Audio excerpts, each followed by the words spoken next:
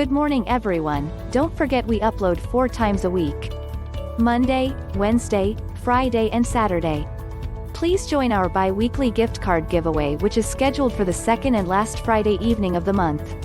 All you have to do is subscribe to the channel, like the videos, share and comment on this video to be entered into our $50 Amazon gift card giveaway. The winner will be announced on the following Saturday. Be sure to check Saturday's video description for the winner. Don't forget to turn on the notification bell before you go. See you all next time. Number 10. Sabaro as it once was. Okay, so Sabaro hasn't totally vanished yet. It has, however, gone through some tough times, declaring bankruptcy several times over the past few years. It emerged from bankruptcy protection in 2014, hurrah! Although 182 locations closed as part of the restructuring process. Still, though, I'll always look back on a giant slice of Sabaro's pepperoni pizza as my favorite mall food court staple. Number 9. Radio Shack. Given how recently Radio Shack declared bankruptcy, we're probably all familiar with its problems, but just to refresh our memories, the first store, based in Boston, opened in 1921 with the objective of providing ham radio operators with equipment. After a rough period in the 1960s, Charles D. Tandy of the Tandy Corporation purchased Radio Shack and resurrected it. It remained a pillar of consumer electronics for decades, and in the 1990s, it was a favorite hangout for gadget-obsessed kids and their parents. However, company began to fall in the early 2000s, and in February of 2015, it filed for Chapter 11 bankruptcy protection. The company's assets were sold to General Wireless, and most Radio Shack stores are now Sprint stores. Number 8. The Nature Company. Walking into the Nature Company felt like entering the office of a strange naturalist. The entrance was a real fountain. The walls were adorned with tempting wooden shelves crammed with interesting objects, and there was always a telescope to play with. It was the ideal kind of instructional toy store, and it was made even better by the fact that it appealed to almost everyone, young and old alike. It was founded in 1972 in Berkeley, California, and was purchased by Discovery in 1996. So, hey, it's still around in some way, right? Number 7. KB Toys. Depending on whatever era you grew up in, you may have been known as KB. KB was originally created in 1922 by the Kaufman brothers, get it? The Kaufmans sort of fell into the toy retail business by mistake after purchasing a toy wholesale firm and discovering that the toys were considerably more profitable than the sweets. They switched from wholesale to retail in 1973, and by the 1990s, KB Toys had grown into a veritable empire, with KB Toys in malls, KB Toy Works in outdoor strip malls, and KB Outlets and Liquidators in outlet malls. Business, on the other hand, wasn't doing so well by the 2000s. It declared bankruptcy twice in 5 years and began liquidating its assets. Toys R Us purchased the brand and other intangible assets in 2009. I guess we'll have to look for barking, battery-powered puppy toys capable of executing backflips on their own somewhere else. Number 6. Walden Books. Walden Books was never my favorite mall bookstore. The stores I recall were always small, and you were unlikely to find much other than the current releases and a few timeless classics.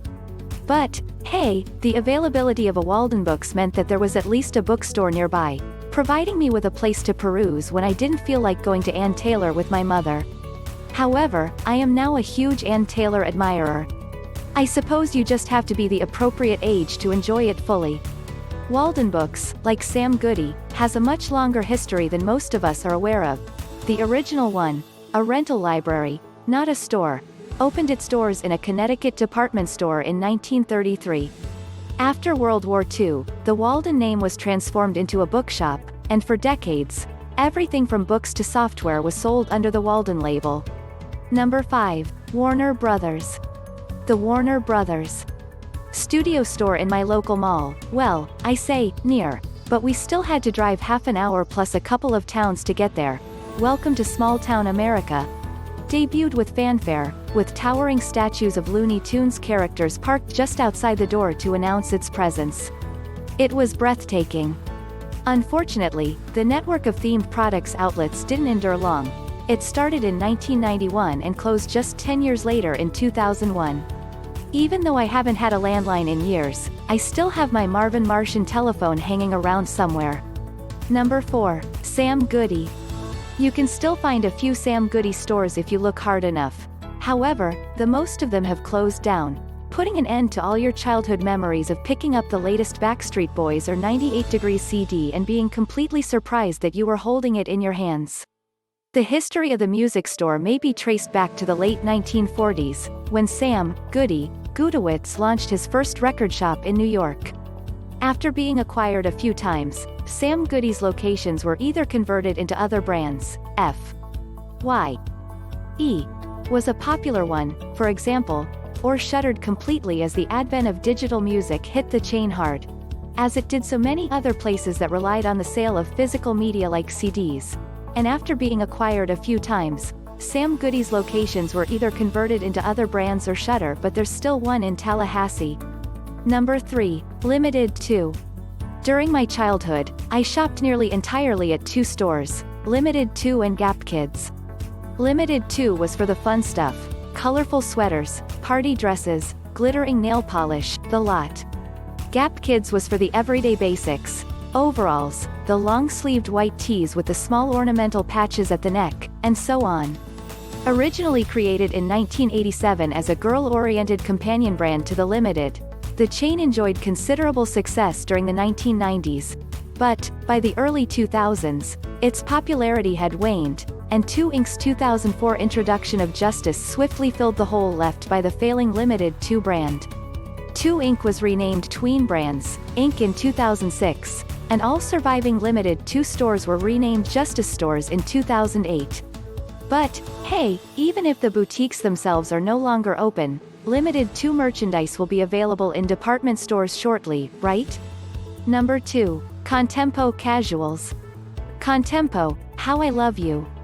Although this fashion-forward clothing and accessory company dates back to the 1960s, it was purchased by Wet Seal in 1995, and most Contempo casual stores were converted to R&B in the early 2000s.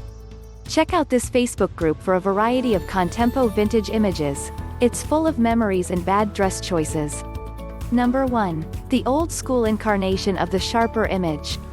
When I was a kid, there was just one store that appealed to my entire family, the sharper image. My dad liked it for the gadgets, my mom liked it for the weird, interesting home-related items, and my brother and I liked it for the toys, namely, the Terminator 2 pinball machine sitting in the corner we could actually play. Alas, though, the store, which was originally founded in 1977, went bankrupt in 2008 and closed all its retail locations. It relaunched in 2010 as a brand in its own right. However, the store only exists online now. Shopping for pinball machines you'll never actually buy is a lot less fun when all you're doing is looking at pictures of them. What are your thoughts on our video? Please let us know in the comments section below. If you enjoyed this video and would like to hear from me again, please subscribe and turn on the notification before leaving. Thank you for watching.